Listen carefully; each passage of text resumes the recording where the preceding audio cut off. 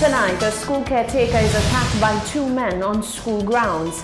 This morning, I was called to the Anglican Primary School. We had an unfortunate incident, a very sad incident. St. Lucia imposes travel restrictions on travelers from China. And police have one man in custody in relation to the latest homicide. We have the details of these stories and more coming up. This is the Hot 7 Nightly News with Loveless and Amy Joseph.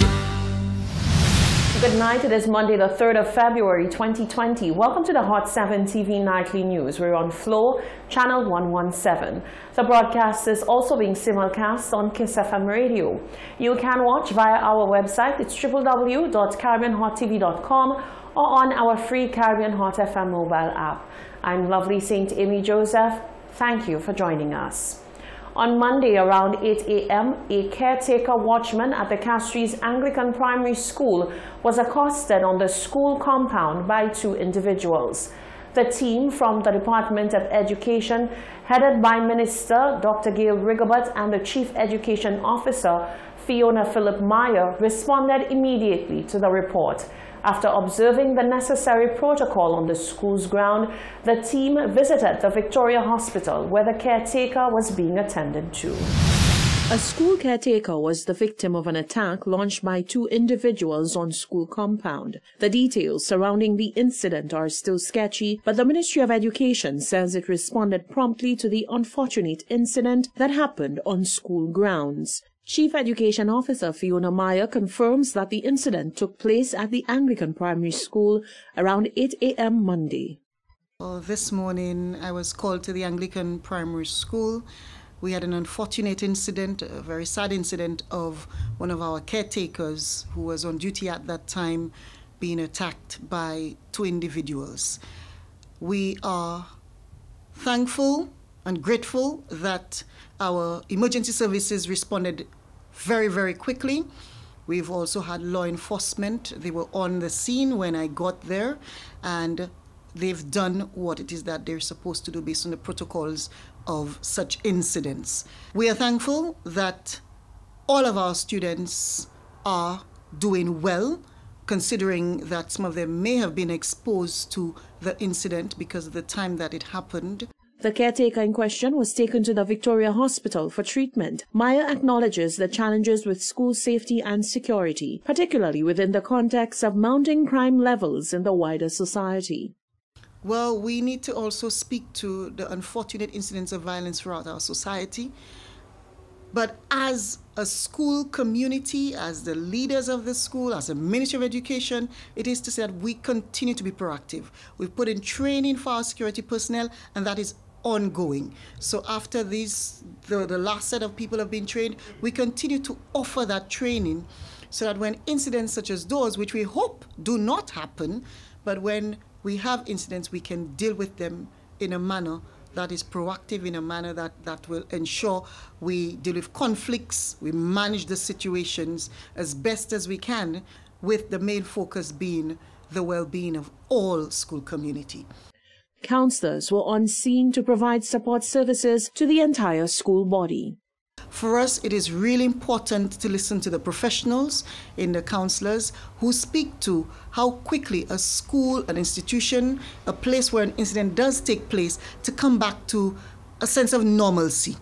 And so our individuals are on board in terms of ensuring that every child who needs to have that one-on-one with our counseling team, that they do get it.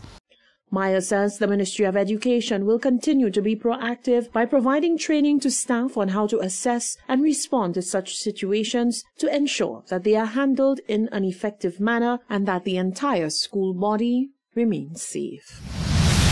Officers of the Royal St. Lucia Police Force reportedly have one suspect in custody for the island's latest homicide. On Friday, the 31st of January, around 9 p.m., one man was stabbed in the abdomen in Vieux Fort along St. Jude Highway. The victim, who has since been identified as Ellis Paul of Grace Vieux Fort, later succumbed to his injuries. Over the weekend, the suspect in the matter turned himself into police. St. Lucia has so far recorded 4 homicides for 2020. In other news, the Ministry of Health is clarifying its position and the decision taken not to grant clearance to a cruise ship on Saturday, the 2nd of February. Chief Medical Officer Dr. Sharon Belmar-George says the decision was taken after a review of the ship's health declaration, which indicated a high number of persons with upper respiratory tract infection over a period of 4 days.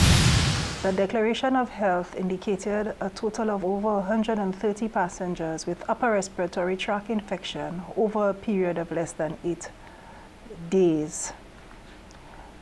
In consultation with our team and ensuring that the necessary guidelines and protocols were followed and that the necessary assessment was carried out and humanitarian support granted, such a decision was communicated to the relevant agencies. I would also like to indicate that none of the passengers were allowed off the ship and into St. Lucia. The Ministry of Health has stated categorically that it had no information or confirmation that anyone was suffering with the new coronavirus. When the ship arrived, we were aware that there were upper respiratory tract infections, but we have no indication of what the cause of those infections are to make any link to coronavirus or any other virus. We did not have any confirmed testing to indicate what the cause of the infection was. The ministry is continuing its prep work to ensure St. Lucia is ready, given that the new coronavirus was declared a global health threat and countries have been asked to prepare for containment, contact tracing, and the like. The Department of Health and Wellness of St. Lucia has noted the escalation in the classification of the outbreak and is taking measures to restrict the possible entry of coronavirus disease into St. Lucia and protect its citizens. As such, the government of St. Lucia will not allow any non-national with a travel history within the last 14 days from mainland China, whether in transit or originating, to enter any local port as of 12 a.m. on Tuesday, February 4th, 2020. Any national returning to St. Lucia with similar travel history will be quarantined for 14 days. That was Chief Medical Officer Dr. Sharon Belmar-George. Meanwhile, in Dominica, officials decided to go the route of St. Lucia and deny entry to the cruise ship. An official statement was put out by Dominica's Ministry of Health, Wellness and New Investment.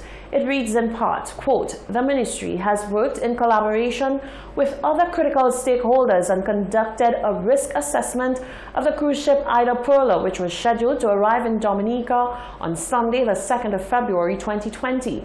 Based on the available information and taking into consideration the public health risk posed to Dominica, a decision was taken that the ship will no longer be arriving in Dominica as originally scheduled. Our partnership with this cruise line has been strong, and we value the contributions it has been making to the tourism industry, and more particularly to Dominica's economy. We look forward to welcoming this cruise ship to our shores in the near future," end quote. That was a statement by Dominica's Ministry of Health, Wellness and New Investment. As social media debates whether a global health crisis should warrant postponement of one of the world's greatest fetes, Trinidad Carnival, the Hot 7 team spoke with Carnival Fraternity President Barry George for his views on the issue. George, while acknowledging the importance of limiting mass events in order to prevent the spread of the disease, says the economic value of Trinidad Carnival to the entire Caribbean cannot be ignored. Jacques Wooding has more.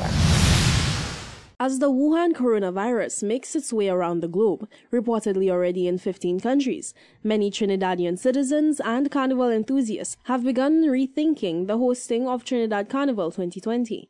This in the wake of news that it might be the best and most successful staging of the event ever, with all major hotels in the city capital booked to capacity. Citizens are beginning to wonder if the government should postpone Carnival, if not call it off altogether, rather than increasing the risk of coronavirus showing up with all the visitors booked to arrive at Trinidad shores. However, cancelling or postponing TNT Carnival will be an expensive position, as explained by President of the St. Lucia Carnival Fraternity, Barry George. George underscored that Carnival is the highlight of Trinidad's tourism season, and with the postponement or cancellation, all involved in the island's thriving carnival industry will be affected. It might be a very tedious process. It might be a very difficult process because of the millions invested in the festival.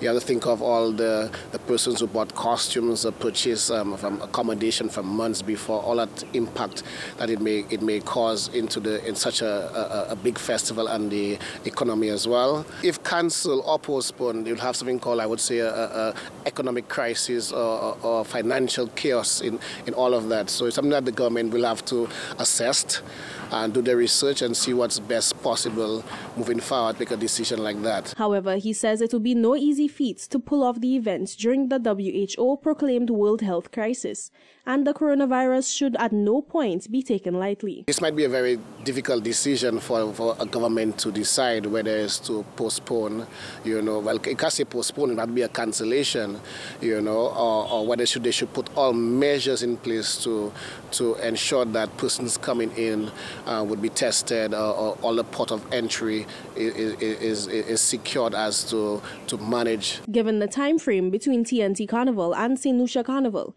George says local authorities have ample time to research and adapt mitigation efforts to ensure the event is not implicated by a prolonged coronavirus outbreak or spread of any other disease. Good thing about it, we have the early start. So St. Lucia can start its process early in terms of measurement and start taking our port of entry early, follow all the news and updates as to where the virus is spreading, what measures in terms of vaccines that could be used in terms of protection. Do we have to ask persons coming in to take a particular vaccine if they come to our island, and whatever our best, our medical experts will have to best advise us how to handle ourselves, because I don't think St. Lucia too want to be in a situation where we have to cancel or even postpone, the carnival, because it too also generates a lot of economic benefit for St. Lucia. Moving forward, the Trinidad and Tobago Health Ministry is seeking the creation of an early warning system concerning health epidemics on the island, as well as recommending a region-wide early warning system for CARICOM, especially in light of recent coronavirus scares in Jamaica early last week. For Hot 7 News, I am Jacques Wood. Thank you, Jacques. This is the Hot 7 TV Nightly News. Still to come, China accuses the U.S. of causing panic in its response to the deadly coronavirus outbreak. The fire service amps up its preparations for the expected challenges of the dry season, and lukewarm responses to Red International. But one of its directors says its target audience is mature professionals. That and more coming up after the break.